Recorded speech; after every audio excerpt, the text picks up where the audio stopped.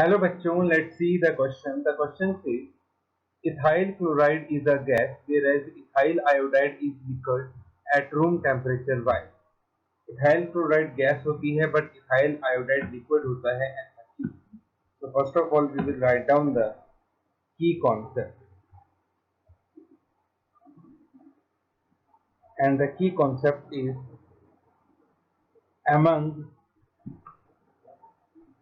alkyl halide molecule there is van der Waals force of attraction.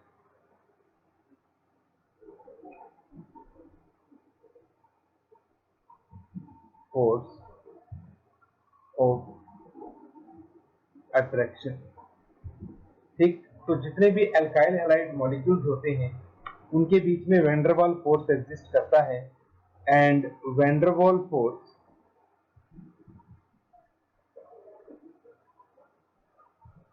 is directly proportional to mass of molecule. जो van der Waals force होता है वो mass of the molecules के directly proportional होता है. जितना ज्यादा molecule का मास होगा उतना ही वैन डर वाल फोर्स ज्यादा होगी. High is mass of molecule, high is van der Waals force,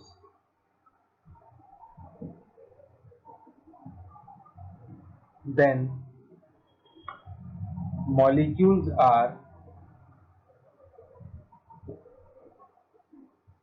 close to each other. ठीक, तो जितना ज्यादा मॉलिक्यूल का मास होगा उतना ही उसमें वैन डर वाल फोर्स होगी, और जितनी ज्यादा वैन डर वाल फोर्स होगी उतने ही मॉलिक्यूल एक दूसरे के क्लोज होंगे. और अगर मॉलिक्यूल क्लोज हुए तो डेफिनेटली मॉलिक्यूल्स की जो स्टेट होगी उस पर अफेक्ट होगा.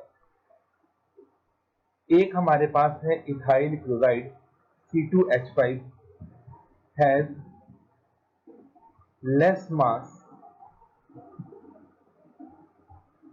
as compared to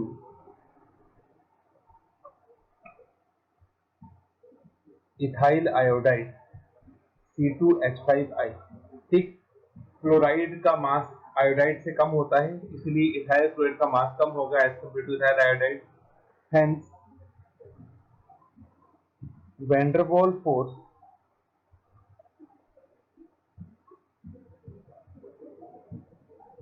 among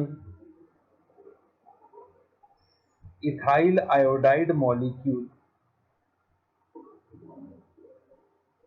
is more, so they are close to each other. ठीक, तो इथाइल आयोडाइड के मॉलिक्यूल्स के बीच जो वैन डर वाल फोर्स होगी वो ज्यादा होगी, इस वजह से उसके मॉलिक्यूल्स एक दूसरे के ज्यादा क्लोज होंगे. That's why C2H5I is liquid, but C2H5Cl molecule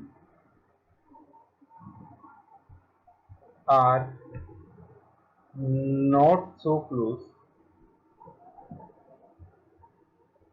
hence it is a gas. ठीक, उतने क्लोज नहीं होंगे क्योंकि इसका मास कम है, इसमें वैन डर वाल फोर्स कम होगा, इसलिए ये हमारे पास क्या होगी, गैस होगी. जबकि इथाइल आयोडाइड जो है वो हमारे पास होगा लिक्विड, क्योंकि इसका मास ज्यादा है, इसमें वैन डर वाल फोर्स भी ज्यादा रहेगा. So this is the final answer. Hope you understood it well. Best of luck.